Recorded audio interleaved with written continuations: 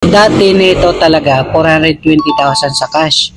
Ngayon binibigay ko na lang ng 300. Hello mga boss, magandang araw. So magbablog naman tayo dito ng 2014 model na Honda City automatic transmission, okay? So ito mga boss, napakamura na nito kasi ang dating presyo talaga nito nasa ang pinaka-asking niya mga bossing, pero syempre ibibigay ko sa inyo ng mababa sa 400,000 mga boss, okay? Ito para sa mga solid followers natin dyan. So wala naman tong issue mga boss kasi yan sa body makikita nyo is makinis pa talaga siya.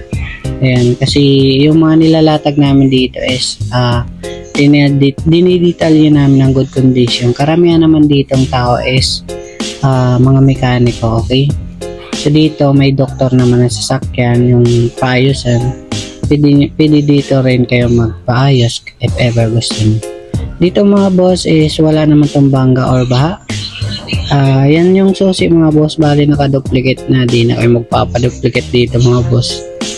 Dito mga boss, check natin sa interior, okay, naka-power window siya. And dito sa may second row, okay naman siya mga boss, wala naman siyang punit.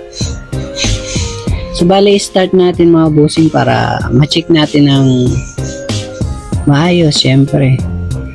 Yan, bali 55,000 mileage to mga boss ma'am. Yan, start natin mga boss.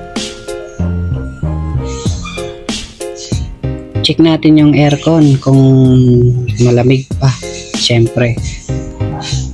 Medyo okay naman siya mga boss. Yan. Yan yung palamig natin. Okay, aircon. Yan, okay naman siya mga boss. Gumagana naman siya. Tapos dito may bara box. Ilagyan nyo na lang ng mga documents and copy o RCR. Okay? Ayan mga boss, kayo nang bahala dyan. Patayin na natin para doon naman tayo sa labas.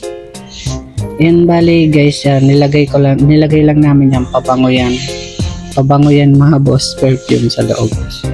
Ito yan mga boss, yung sikreto natin pabango dito. Ayan o, California Sin. Okay, so yung maganda kasi ang amoy nun sa loob. Ayan, sikreto namin mga boss. So dito mga boss, sa second row naman tayo para makita nyo. Ayan, so kayo nang bahala manghusga dyan. Tapos dito, check natin ulit. Ayan, fresh naman siyang tingnan. Okay pa rin naman to sa murang halaga mga boss. So dito naman tayo sa may likod niya. Ayan mga boss, is sa gulong natin, check rin natin. Makabal pa naman siya, mga 85% mga bossing. Okay.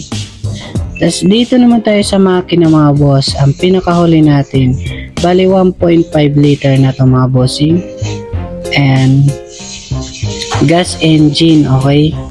Yan, fresh pa naman tingnan yung makina.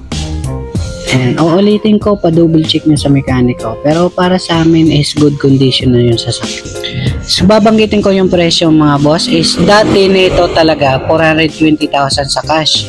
Ngayon binibigay ko na lang ng 390,000 kasama na lahat, transfer bonus, ship and resto. So marami pa ditong available guys, mamili kayo dito. Yan, ipakita ko sa inyo dito yung mga available, marami pagpipilian. Yan, mga van, SUV, sedan, pickup at marami pang iba, okay? Yan, comment na lang po kayo sa baba. So, thank you po.